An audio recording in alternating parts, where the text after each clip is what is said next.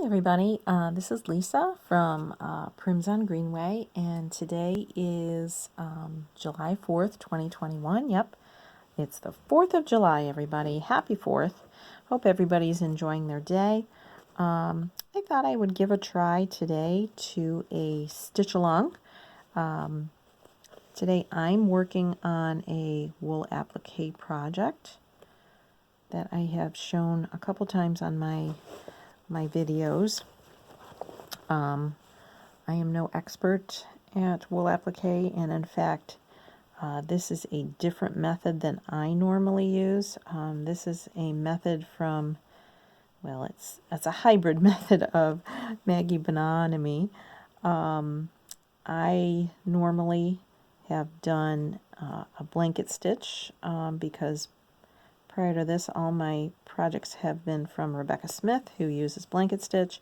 Maggie appears to just do a very primitive type of what I would call a whip stitch. I don't know if she actually has a name for this, but it really is just kind of in and out, whoops, of the fabric. Sorry about that, guys. Sorry. As I said before, I am working on a utility fabric, which is a little bit of a heavier type fabric. Probably would be a little smoother if I was using a wool background. But I do really like the look of the utility fabric for this particular project. I think it looks really nice. In addition, I have to say, I was gifted by my friend Kathy. I was gifted a tube, I guess, of needles by Lisa Bonjean, applique needles. She sent me two different sizes, but this smaller size really is working much, much better than the needle I had been using previously. And the other thing I have seen floss tubers mention, I think more in relation to regular applique, is these leather pads to put on the fingers. I forgot what they're called. Thimble pads, possibly. I need to order a pack of those because I think that would help my finger quite a bit, because it does kind of get sore after a while. And so I think I'm going to get myself a set of those. I forgot. I think it was Olivia B. who last showed them, and somebody else showed them too, and I don't remember who the other person was. But Olivia B. last showed them, and I definitely think I'm going to order some. In addition, I have to say I am super duper excited about the quilt along, they're calling it, that Olivia and Lori Textilis are going to be doing with Blackbird Patterns for fabric applique. Whoops, got caught up there. I definitely want to give that a try, but two things. One, I kind of want to wait and see what the different methods are like. Olivia just did a video on the tools for applique, and quite honestly, last week I just kind of Googled applique and watched a couple tutorials on it, and it does look very interesting. However, I'm not 100% that that's the one I'm going to use yet, because I like to see all my options. It kind of fits my personality. I'm usually not a quick to make a decision type person. I like to see what my options are. And so in this case, I heard that Lori is going to possibly be putting out a video soon on the freezer paper method. And then I think there's still a few other methods. She mentioned using interfacing, I think, and flipping them inside out. And then I think she mentioned needle turn, which I don't know how that's different from freezer paper, but I would like to see all my options and then decide from there what I'm going to give a try to. and maybe I will try one option and not like it and switch to another. We'll see. But as far as my wool applique, the reason I said this was kind of a hybrid of Maggie Bononomy is because I think she uses freezer paper and then cuts out her wool. And I think she just tacks it down with pins. I could be wrong on that. But at the beginning of this project, I did try pins, and what I found is that as I was stitching the wool on, number one, I was getting poked by the pins, but number two is my wool was shifting. And so I didn't care for that. Because this is a very prim project, I didn't correct it. I just left it. I think it was actually one of the vases that's kind of got shifted a little bit off kilter. It's not super noticeable, but again, this is prim, so I'm not changing it. But I like using, for wool anyways, I like using the heat and bond, and then I can just iron it onto the background fabric, and it's not shifting all over the place. And I'm not getting poked by pins. So that's kind of the method.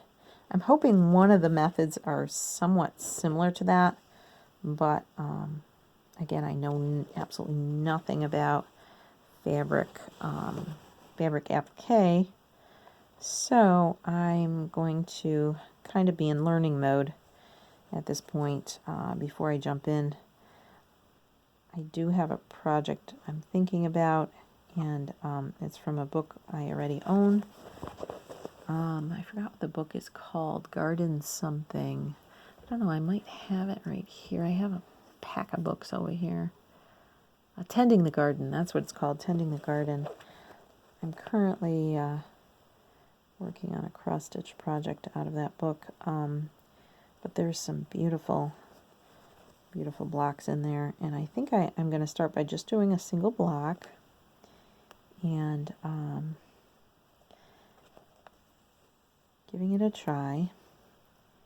And I have this grand idea, and this idea was hatched by watching Brenda and the Serial Starter. I don't think it was their last episode, it might have been a few episodes ago, that they were encouraging people to try out a retreat and how much fun it is.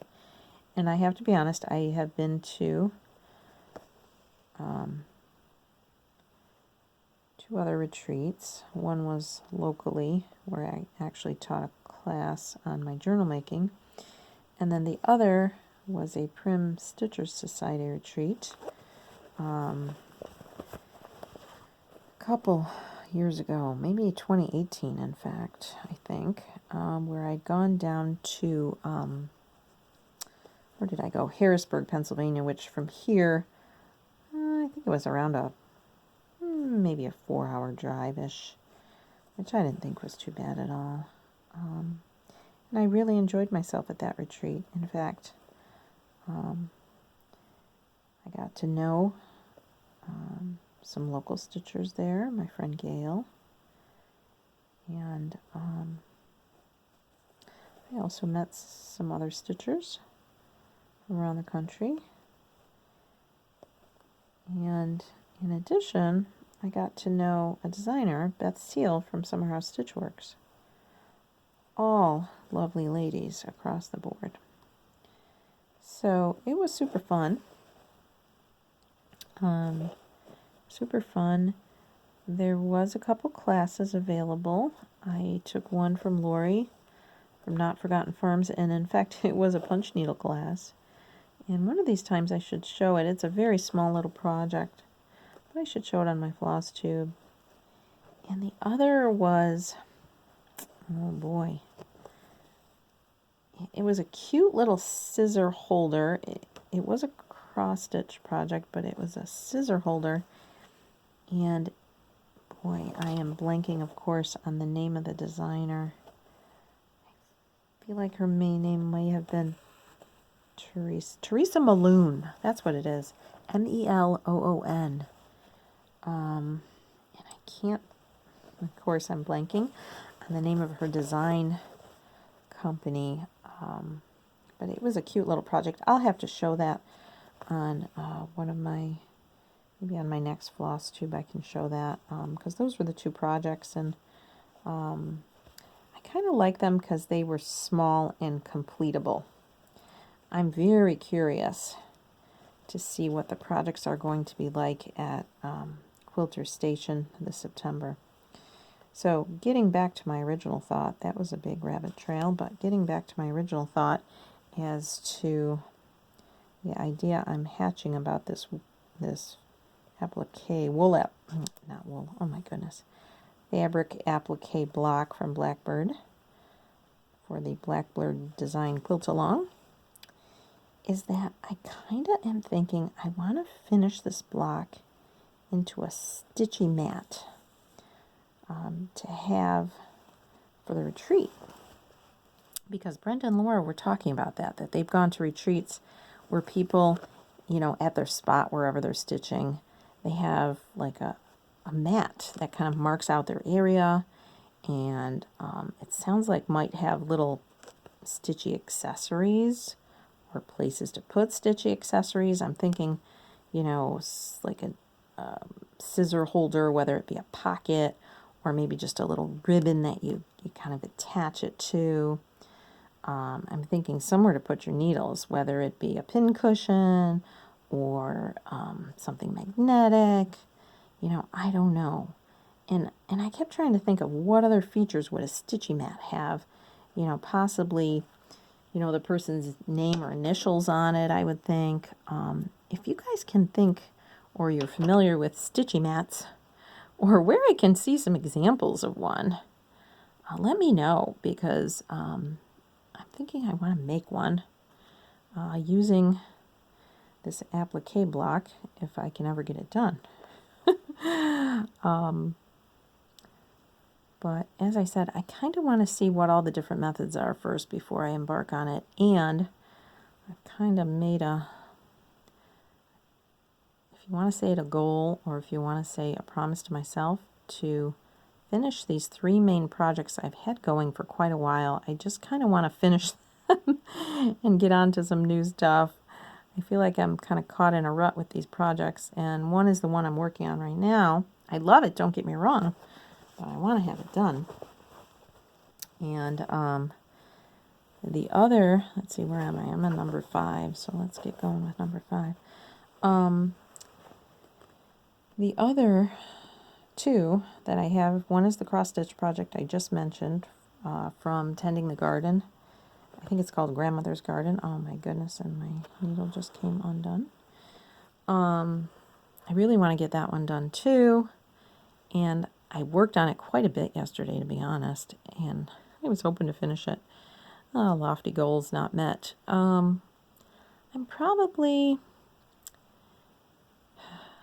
I'm thinking I'm actually over the 75% point.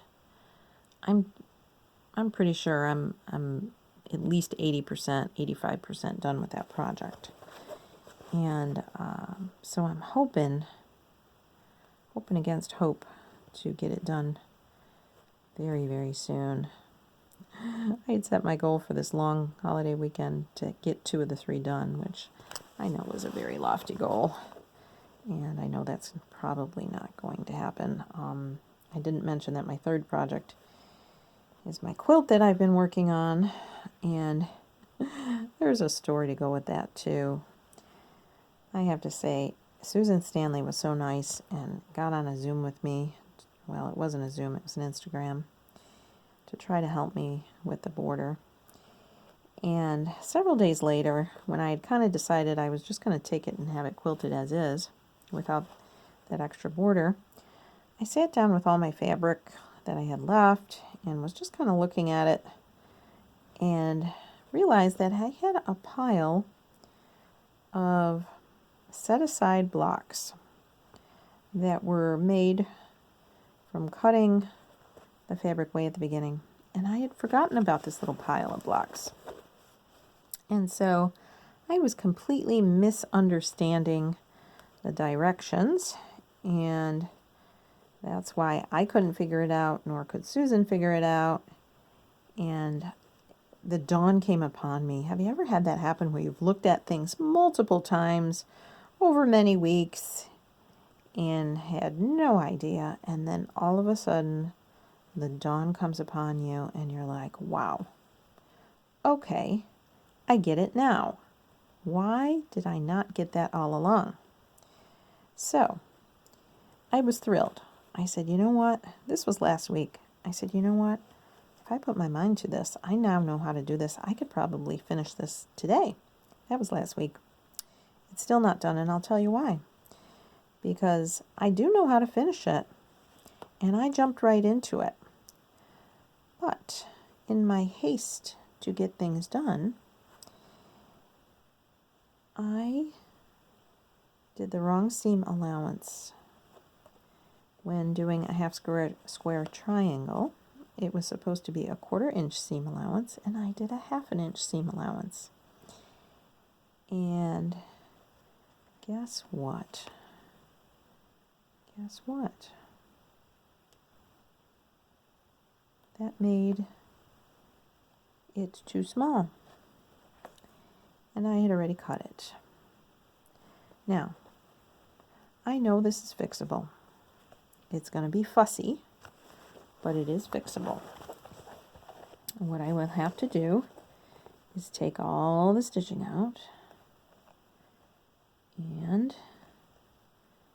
I will have to probably not only restitch it, which is really not too big of a deal, even though it's been cut already, it will be a pain. But I not only have to restitch it, I think I'm going to have to remake half the block, because half of this half square triangle is like a light creamy color fabric. And of course I wasn't using, well, I don't own one of those friction pens or one of those pens where the markings can come off, because I figured I was marking it and cutting it on that line, and I was sewing it on the other line, so it was no big deal. Nobody was ever going to see it. Well, until you goof up the seam, and then you have to pull the seam back, and there's the line in pen that you can see on a cream colored fabric. Yeah, I think you're getting the picture of my dilemma now. So I not only have to unstitch all that I've stitched, all that I've sewn, but I have to cut new squares and hope to match them up correctly. And that's a big project. I turned a small project into a big project by making a mistake. But honest to goodness, I am determined to do it. I am determined to do it. And when I woke up this morning, I said I should really just get into that project and do it. But as you can see, I didn't do that. I decided to do one of these instead. So I am making headway on one of my projects, but it's not the quilty project that really needs to get done. And so, anyways, it will get done. It will get done. One way or another, it will get done.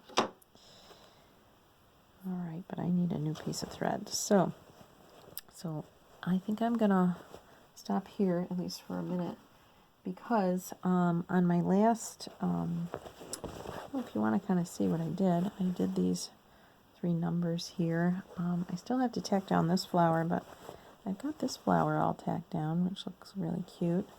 And I got all my numbers set here, so I got to finish this row of numbers. I actually did the 0, the 9, and I just finished the 5, so all I have is the 6, 7, 8, and then to tack down the flower, and then I will move on. The next row will be putting in the letters. This is like a sampler. It's all the alphabet numbers in the bottom, so I'm getting there. If I can finish up these numbers and this flower, then I can tack down the next row of letters, and I really will be moving along on that, which is exciting. Okay. On my last Wool Along Friends video, I announced a giveaway from the very generous Michelle of Under the Woolen Willow. And the giveaway was one of her wool applique mug rug kits, which are just adorable. And she told me if I gave her the name of the person, she would mail out a mug rug kit. And so in the comments from the last Wool Along Friends video, you had to put the word rug. And just before I got on here, I did the random number generator, and I can move this here so you guys can see. The winner is Ginger Giant. So, Ginger Giant says, applique is one of my favorite things. Wool, needle turned on a quilt, I can't seem to get enough. I enjoy every step of the process. Thank you for showing your work and for promoting wool craft. Rug. She put it in at the end. And so she is the winner, Ginger Giant. So, Ginger, if you could please email me your email address or send me an Instagram message. I am Prims on Greenway on Instagram. And my email I will put in the drop box below. It's actually my name, which is L for Lisa, F for Francis, and then my last name is Keicher, Keicher, @gmail.com. And if you could email me your address, I will pass it on to the very, very generous Michelle at Under the Woolen Willow. She has some gorgeous strawberries out, and I think she had signed up for her fall strawberry club, and I have a feeling I missed it. I had thought about it the other day, and it was supposed to be the next day, and then I had to go to work and forgot all about it. So chances are I have probably missed the sign-ups. Maybe I can catch it next time around, but her work is gorgeous. So with that being said, I'm going to wish everybody a happy 4th of July. I'm going to continue to work on these 3 projects so I can get them off my plate and start some new stuff. I hope everybody gets lots and lots of stitchy time. We'll see you guys later. Take care. Bye.